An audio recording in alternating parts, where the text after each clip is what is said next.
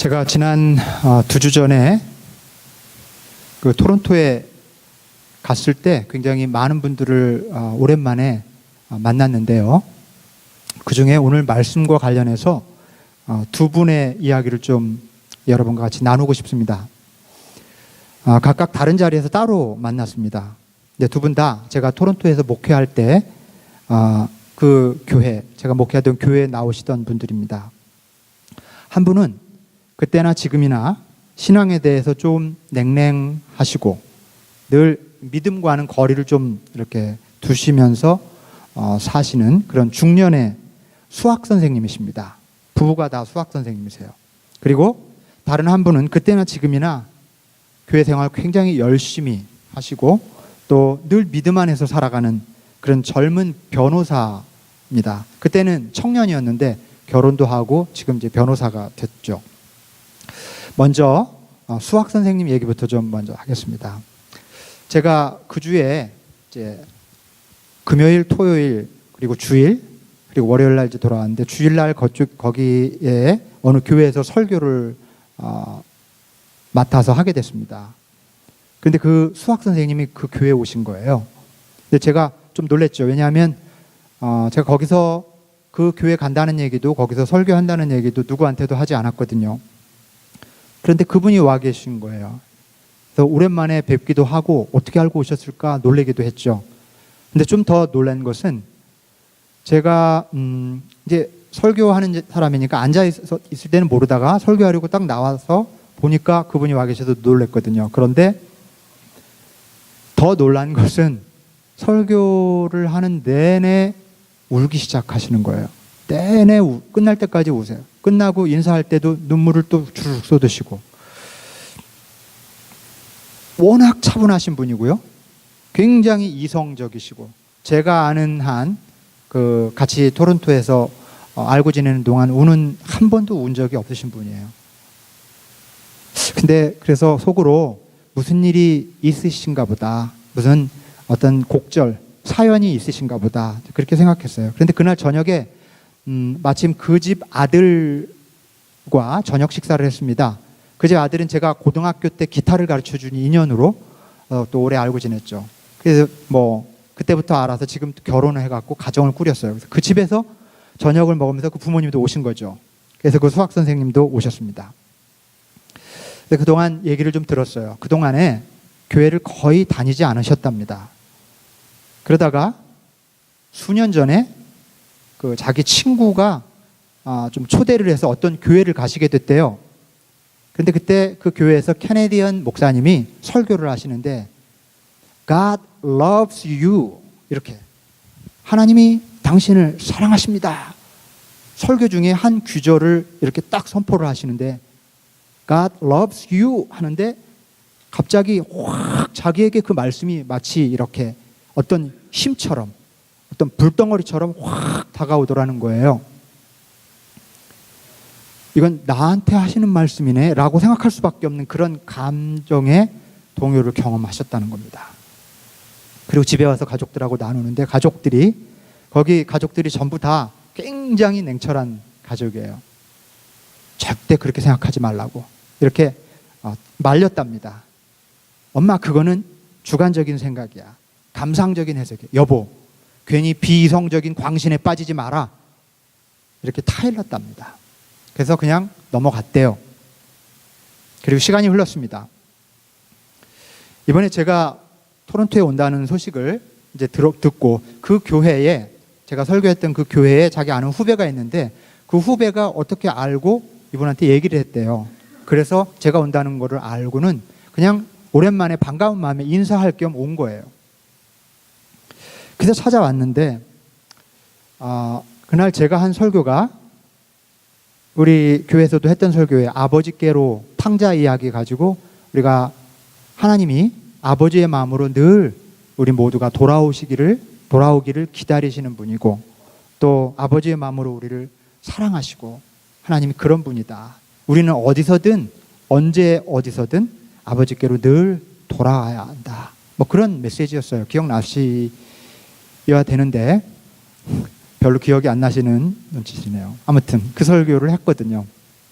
다른 설교를 하려고 계획했었는데 이상하게 이 설교를 이렇게 고백적으로 나누고 싶은 마음이 또 제게도 있었어요. 그래서 이 설교를 했던 거죠. 그런데 이 설교를 듣는 동안 이분의 마음에 그때 그 경험, God loves you 라고 자신에게 말했던 하나님의 음성이 자기를 감동시켰던 그 경험이 갑자기 확 살아오면서 마음이 그냥 무너졌대요. 그래서 자기가 어떻게 컨트롤이 안 될 정도로 울 수밖에 없었다는 거예요.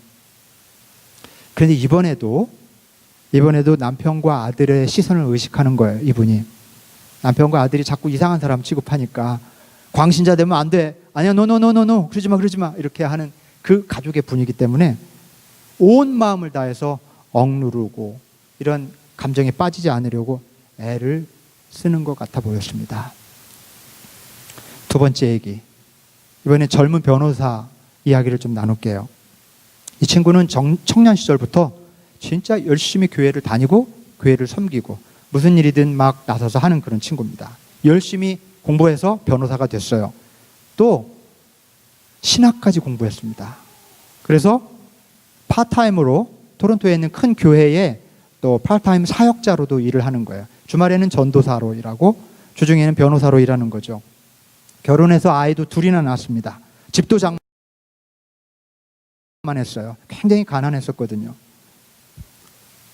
오랜만에 만나서 그동안 이루어진 변화, 그리고 그 친구가 이뤄낸 기특한 성취들, 이런 것들을 이제 얘기하면서 굉장히 흐뭇한 대화를 나눴는데요. 근데 이상하게 이 친구의 표정이 너무 어두워요. 밝지가 않아요. 기쁨이 없어 보이는 거예요. 그래서 조금 더 얘기를 나눴습니다. 밤에. 그랬더니 친구가 고백하는 겁니다. 직장 일이 너무 스트레스를 많이 받는다는 거예요. 그렇죠. 교통사고 상해 이런 거를 담당하는 변호사래요. 많이 힘들겠죠. 너무너무 힘이 들어서 일이 자기를 이렇게 억누르는 것 같아요. 교회에서 봉사하는 거, 교회 사역 전혀 즐겁지가 않대요. 삶에 기쁨이 없대요. 아니, 갓난 아이예요. 우리 윤정 씨네 아이처럼. 이렇게 둘째가. 큰애는 딱 유준이만하고 딱 그런 또래인데 한참 기쁘고 정말 기뻐야 될 때 이 친구가 완전히 기쁨을 빼앗기고 사는 거예요.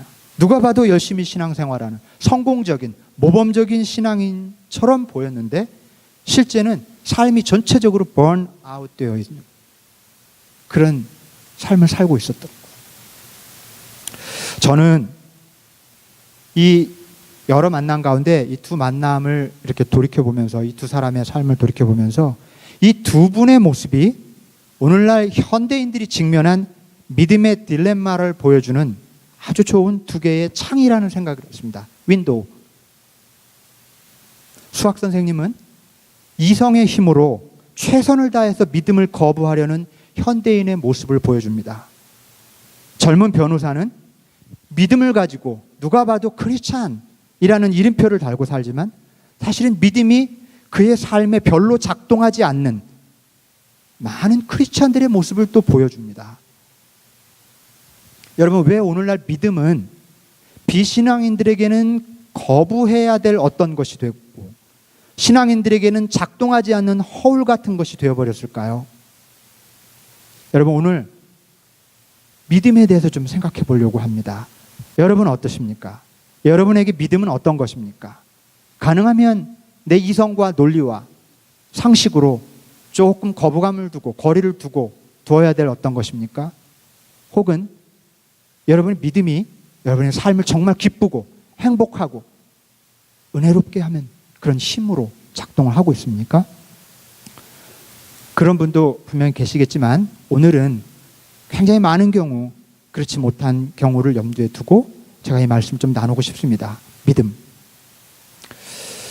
사람들이, 기독교인들이 가진 이 믿음을 좀 부정적으로 바라보는 이유 중에 하나는 믿음이 너무 맹목적이고 우격다짐이라는 거예요. 우격다짐, 이거 좀 어려운 말인데 아세요? 우격다짐.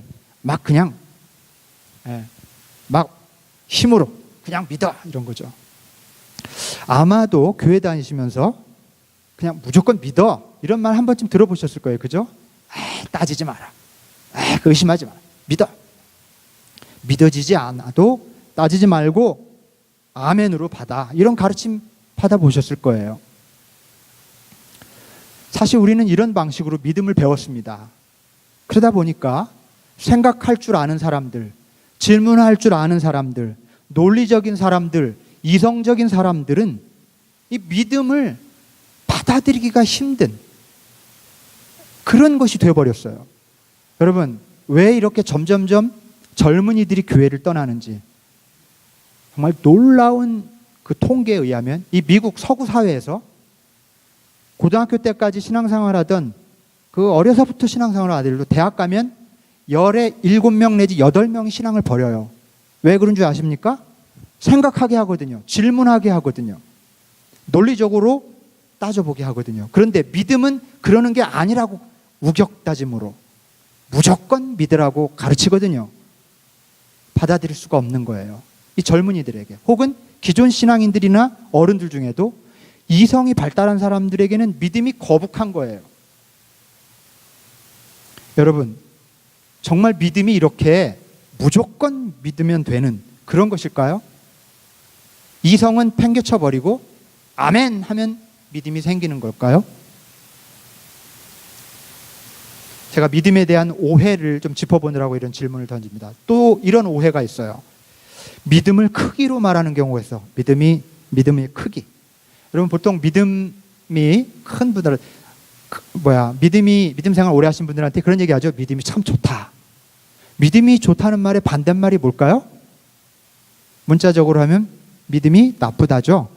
근데 믿음이 나쁘다는 말은 안 써요. 그죠? 믿음이 부족하다. 믿음이 작다. 이렇게 얘기하지 뭐. 그죠? 믿음이 부족하다, 적다. 이런 것을 보아서 사람들이 믿음을 크기로 생각하는구나, 사이즈가 있다고 생각하는구나 하는 것을 알 수가 있습니다. 교인들이 자주 하는 말 중에 하나가, 제가 아직 믿음이 적어서요, 뭐 세례를 받지 않겠느냐, 직분을 받지 않겠느냐 하면, 또 뭐를 좀 하시지 않겠느냐 그러면 대부분 다들 믿음이 제가 너무 없어요, 제가 적어요, 이렇게들 얘기하십니다. 믿음이 어느 정도 되어야 된다는 생각들이 있는 거예요. 사이즈나 정도와 크기가 있다고 생각하는 거죠. 이것도 믿음에 대한 오해 중에 하나입니다. 또 한 가지 있어요. 믿음하면 떠오르는 게 있습니다. 안 되면 되게 하라. 믿습니다. 여러분 아시죠? 믿습니다. 이거의 이미지는 불가능은 없다예요. 믿기만 하면. 여러분, 사실 성경에 곳곳에서 믿음은 불가능을 가능케 하는 놀라운 능력이라고 가르치고 있어요. 소개하고 있습니다. 그래서 바로 이 성경의 이런 규절들 때문에 한국교회는 지난 한 세기 동안 믿음을 우리가 바라는 것을 이루어주고, 또 어떤 어려운 문제든지 해결해주고 불가능을 가능하게 해주는 능력으로 가르쳤습니다. 이거는 틀린 건 아니에요. 틀린 건 아닌데 굉장히 잘못 사용될 위험이 있다는 겁니다. 예를 들면 내 개인의 욕망, 아주 굉장히 사적인 욕망이기도 하고, 때로는 탐욕스럽기도 하고, 때로는 죄에 가까운 욕망도 믿습니다 하면 채워진다는 방식으로 생각하게 되는 거죠. 그러면서 이 믿음을 자식 개인의 욕망과 미묘하게 결탁해서 이상하게 변질이 되어버린 거죠. 그래서 믿음 좋은 사람들인데 사회로부터 존경을 받지 못하고, 심지어 욕도 먹고, 본받아서는 절대 안 되는 사람, 그런 사람들의 무리들이 교회에 많이 있는 것을 사람들이 목격하게 된 거죠. 여러분, 과연 믿음은 안 되면 되게 하는, 내 바람을 무조건 들어주는 마법의 힘 같은 것일까요? 요술방망이 같은 것? 이런 믿음에 대한 오해, 세 가지를, 대표적인 오해를 좀 여러분들과 좀 나눴습니다. 자, 그렇다면 오늘 우리가 함께 읽은 히브리서는 이런 별명이 붙어 있어요. 믿음의 대헌장, 마그나 카르타, faith, 믿음의 대헌장. 자, 이 히브리서가 믿음을 어떻게 소개하고 있는지를 배우고 깨닫는 것이 굉장히 중요합니다. 그게 성경적인 해답이니까요. 히브리서는 왜 히브리서라고 붙었는가 하면 히브루라는 말은 주이시들이죠. 유대인들을 말합니다.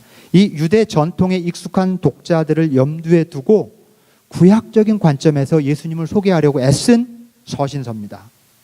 초기에 예수님에 대해서 아는 사람들이 많지 않았어요.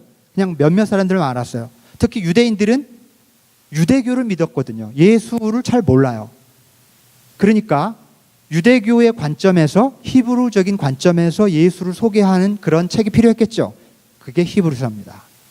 그래서 1장부터 10장까지는 거의 그 구약의 제사 전통, 제사장 전통을 쭉 소개하면서 예수님은 일종의 대제사장 같은 분이다, 이렇게 소개하고 있는 거예요. 그리고 11장부터 조금 다른 얘기를 시작합니다. 믿음은 바라는 것들의 실상이요 보지 못하는 것들의 증거니라는 말로 시작하는 11장 1절, 거기부터 믿음에 대한 아주 굉장한 선포를 시작합니다. 어떤 얘기들을 하냐면 구약의 인물들을 쭉 연대기를 따라서 소개하면서 믿음이 무엇인지를 설명해요. 그리고 나서 끝부분에, 우리 본문 같이 읽은 끝부분인데 구별이 안 돼 있어서 그게 뭔 말인가 했을 거지만 어떤 말을 첨부하냐면 히브리서 기자가 편지를 쓸 당시 그리스도인들이 처한 고난의 상황을 소개합니다. 핍박, 그다음에 신앙을 갖고 있으면 목숨을 위협하는 그런 상황을 소개하면서 그걸 믿음으로 어떻게 견뎌내고 있는지를 짤막하게 설명해요. 이런 이야기를 통해서 히브리서 기자는 믿음이 뭔지를 설명하려고 합니다. 이걸 간단하게 좀 살펴볼게요. 구약 성경의 인물들, 믿음으로 살았던 구약 성경의 인물들을 소개하는 장면을 먼저 살펴보면 아벨의 믿음부터 시작해요. 아벨의 믿음, 에녹의 믿음, 노아의 믿음, 아브라함과 사라, 이삭과 야곱의 믿음, 모세의 믿음, 애굽을 떠나 홍해를 건너고 여리고성을 무너뜨린 이스라엘 백성들의 믿음, 기생 라합의 믿음, 여기까지 소개한 다음에 내가 더 무슨 말을 하겠느냐고, 기드온, 바락, 삼손, 입다, 다윗, 사무엘, 선지자들의 얘기까지 다 하면 시간이 모자라겠다, 입이 다 아플 거라고 그렇게 말합니다. 무슨 말입니까? 성경은 한마디로 믿음의 사람들의 이야기라는 거예요. 믿음으로 살았던 사람들의 이야기가 성경이라는 겁니다. 그런데 여러분, 여기 지금 성경에 등장하는 믿음의 사람들에게 우리가 놓쳐서는 안 되는 아주 중요한 공통점이 있습니다. 그게 우리가 배워야 될 점이에요. 이 사람들이 가진 믿음이 뭐냐는 거예요. 이 성경에 쭉 등장, 나열한 사람들의 믿음. 그것은 바로 그들은 한결같이 자신의 삶 속에서 하나님을 의식하고 하나님과 대화하며 하나님과 함께 살았다는 것입니다. 이들은 공통적으로 하나님을 늘 의식하고 하나님과 대화하고 하나님과 함께 살았어요. 믿음은 이와 같은 삶의 방식입니다. 생각이나 신념이 믿음이 아니에요. 삶의 방식이에요. 여기서 히브리서 기자가 믿음의 본질을 깨우쳐 주는 겁니다. 믿음이란 우격다짐으로 믿고 안 믿는 그런 문제가 아니고, 믿음이 크고 작고 그런 문제가 아니고, 불가능한 것을 가능하게 하고 안 되면 되게 하는 그런 문제가 아닌, 내가 내 인생을 하나님과 함께 살 것이냐 아니냐의 문제라는 것입니다. 믿음이란 하나님과 함께 사는 삶을 선택하는 적극적인 의지예요. 애굽을 빠져나올 때, 홍해를 건널 때, 광야를 지날 때, 여러분, 이것은 우리 모두의 삶의 여정에 대한 은유예요. 낯선 가나안 땅에 들어갈 때, 새로운 삶을 시작할 때, 그때 나 혼자 하는 게 아니라 하나님과 함께 가는 거예요. 그게 성경의 인물들이 살았던 모습이고, 그게 믿음이라는 겁니다. 그리고 히브리서 기자가 덧붙인 이야기, 자신이 살던 당대에 박해를 당했던 그리스도인들의 믿음에 대한 이야기를 또 하지요. 히브리서 기자가 이 편지를 썼을 때가 주후 한 90년경입니다. 80년에서 90년경으로 보는데, 그 어간에는 기독교가 도대체 이 사람들 뭐냐, 유대교로부터 이단이라고 비판을 받고 로마 제국으로부터는 위험한 종교의 무리들, 황제를 거역하고 반역하는 반역군의 무리들, 이런 오해를 받았어요. 양쪽으로 핍박이 굉장히 심했습니다. 유대인들은 그렇다 치더라도 로마인들은 그들을 체포하기에 이르렀고요. 신앙을 계속 유지하면 죽였습니다. 순교의 상황을 각오하고 믿음을 지켜야 되는 시대, 히브리서 기자가 편지를 쓸 때가 그때예요. 자, 근데 그들이 우리가 읽은 부분을 가만히 보면 그 당시 얼마나 끔찍한 핍박과 박해를 받았는지 알 수가 있어요. 가족들이 죽음을 당합니다. 조금만 생각해봐도 어떻게 믿음을 지키는지 몰라요. 고문을 당하고 채찍으로 맞고 감옥에 갇히고 돌로 맞고 심지어 톱질을 당했대요. 너무 징그럽게 싫은 거예요. 톱질을 했대요. 톱질을. 칼에 맞아 죽고, 그리고 그들의 핍박을 피하기 위해서 양과 염소의 가죽을 뒤집어 쓰고 숨어 다녔답니다. 여러분 카타콤 아시죠? 카타콤베, 로마에 있는 지하 동굴에서 평생을 산 사람이 있어요. 지하 동굴에서. 카타콤베가 대략 한 60년 정도 지속된 걸로 그렇게 나오는데, 거기서 태어나서 한 번도 태양을 보지 못하고 죽은 아이도 있어요. 죽은 사람도 있어요. 성인이 돼서. 오래 못 살죠. 40, 50쯤 살았겠죠. 믿음을 지키기 위해서. 광야와 산과 동굴, 땅굴을 헤매며 다녀야 했다고 히브리서 기자는 소개합니다. 근데 이들이 이런 어려움과 고난을 견뎌냅니다. 무슨 힘으로? 믿음으로. 믿음의 힘으로. 죽은 가족들에 대한 슬픔을 부활의 믿음으로 견뎌내고, 고문과 채찍과 결박을 당하면서도 두려워하지 않고 구태여 노연하기를 바라지 않고 믿음을 포기하지 않기 위해서 그냥 동굴과 땅굴 생활을 하기를 추조하지 않았다는 겁니다. 히브리서 기자는 이들의 이런 모습들을 소개하면서 믿음이 무엇인지를 철저하게 가르쳐 줍니다. 여러분, 믿음이란 그냥 맹목적으로 우격다짐으로 믿고 안 믿는 그런 문제가 아니고, 믿음이란 크고 작고 그런 문제도 아니고, 안 되면 되게 하는 그런 문제도 아니고, 믿음이란 어떤 상황에서도 하나님과 함께 살기를 포기하지 않는 것. 여러분, 믿음은 겨우 내 개인의 바램과 욕망을 성취해지는 그런 능력 따위가 아닙니다. 하나님과 함께 살지 못하도록 방해하는 모든 것들과 타협하지 않고 굴복하지 않으며 끝까지 하나님과 함께 살고자 하는 삶의 태도입니다. 여러분, 다시 한번 히브리서 기자가 오늘 우리에게 주시는 믿음에 대해서 정리해 보겠습니다. 히브리서는 우리에게 이렇게 믿음을 가르쳐 줍니다. 믿음이란 믿을 것이냐 안 믿을 것이냐를 선택하는 문제가 아니라 하나님과 함께 할 것이냐 함께 하지 않을 것이냐를 선택하는 문제입니다. 믿음은 아까도 말씀드린 것처럼 생각이나 신념이 아니라 삶의 방식이에요. 아무리 하나님을 믿는다고 믿습니다를 말해도 생각과 신념으로만 갖고 있다면, 그리고 하나님과 진짜 함께 살아가지 않는다면 그는 믿음이 없는 거예요. 하나님을 믿는 게 아닙니다. 믿음은 이런 것입니다. 여러분, 또 믿음은요, 크고 작은 것이 아니라 믿음은 있거나 없거나입니다. 믿음은 크고 작음이 아니에요. 조금이라도 있으면 믿음이 있는 거고요, 아니면 없는 겁니다. 믿음이 크기가 아니라는 가장 대표적인 설명이 겨자씨만한 믿음이라는 그 예수님의 말씀이에요. 겨자씨만한 믿음이란 작은 믿음으로 우리가 해석하기 쉽지만 사실은 그런 뜻이 아니라, 겨자씨만한 믿음만 있어도 너희가 이 산을 들어 저 바다에 던지우리라, 그렇게 얘기하셨잖아요. 그 말은 내가 아무리 작은 것 같아도, 믿음이 아주 터럭만큼만 있어도 믿음은 당신의 삶에 대단한 능력이 될 거라는 그런 뜻입니다. 작은 믿음이라는 뜻이 아니라 믿음이 있기만 하면 삶에 놀라운 힘과 능력이 된다는 뜻이 겨자씨만한 믿음의 의미입니다. 믿음은 있거나 없거나지 크거나 작거나가 아닙니다. 교회 여러분들 저한테 믿음이 저는 적어서요 분명히 그러셨어요. 여러분, 믿음이 있는 거예요. 믿음이 적어서요 그러셨죠? 믿음이 있습니다.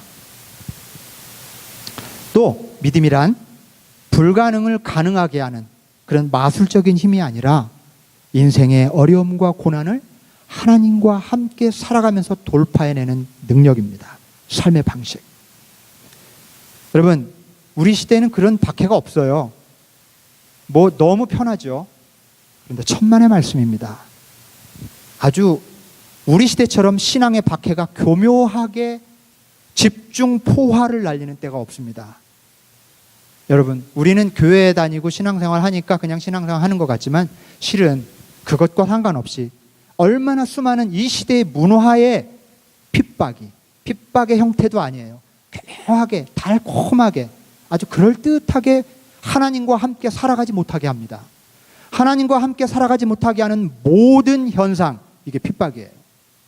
핍박은 내가 나에게도 합니다. 가장 사랑하는 사람이 하기도 하고요. 내 마음의 섭섭함이나 관계의 어려움, 모든 것들을 통해서 하나님과 함께 살아가지 못하게 하는 모든 그런 여건들이 핍박인 거예요. 믿음은 그런 핍박이 있음에도 불구하고 하나님과 함께 살아가겠다는 의지요, 결단이요, 삶의 방식이라는 겁니다.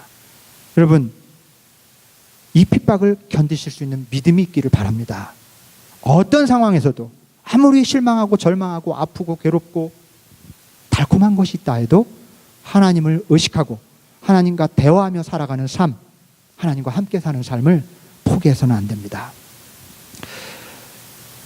이제 말씀을 마무리하겠습니다. 제가 토론토 이야기를 처음에 했는데요. 토론토 이야기를 통해서 제기했던 믿음의 딜레마를 다시 한번 생각해 봅시다. 이성을 가지고 살아가는 것과 믿음을 가지고 살아가는 것은 정말 모순된 것일까요? 이성을 가지고 살면 정말 믿음을 가질 수 없는 것일까요?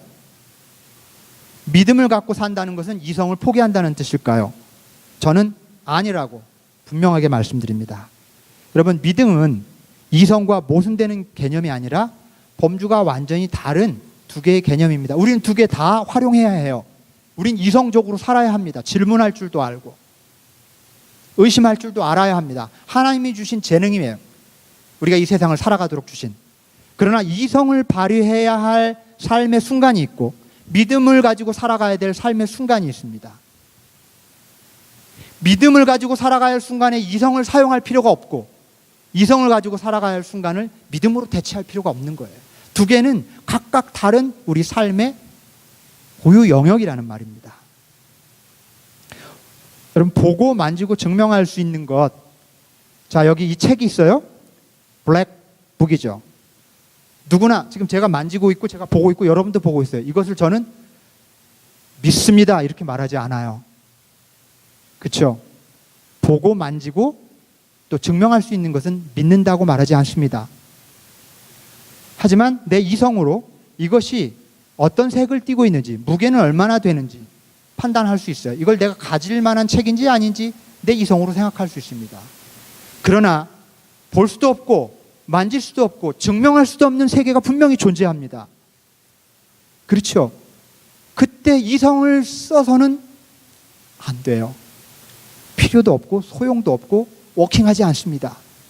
아무리 이성적으로 접근해봐야 답이 나오질 않아요. 그때 믿음이 필요합니다.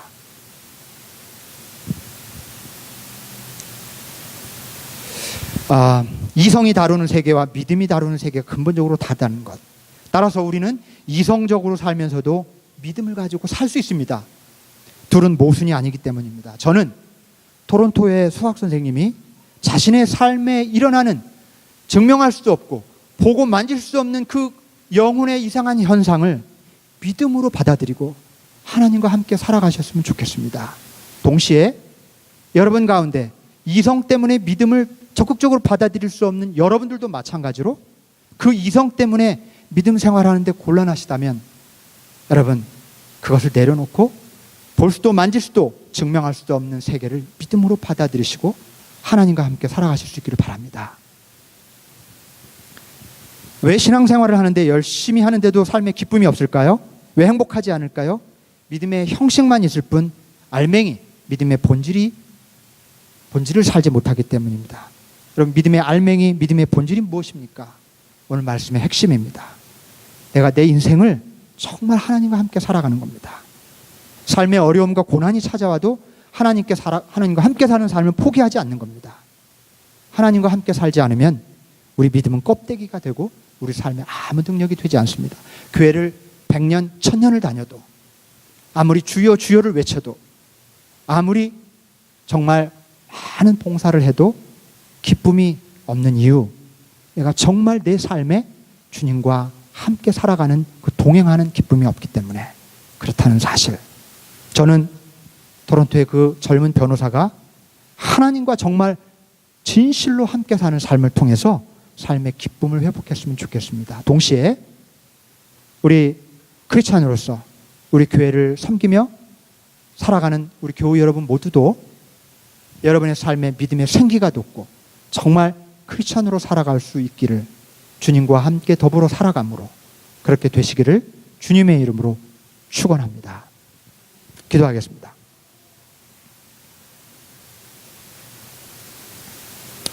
하나님, 오늘 믿음에 대해서 우리에게 주신 말씀을 우리 마음에 새깁니다.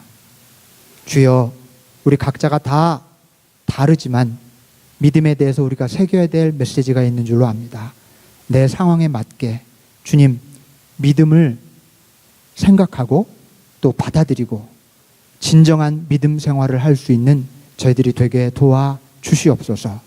주님, 믿음이란 언제 어디서라도 진정으로 하나님을 의식하고 하나님과 함께 더불어 살아가는 긴 줄로 믿습니다.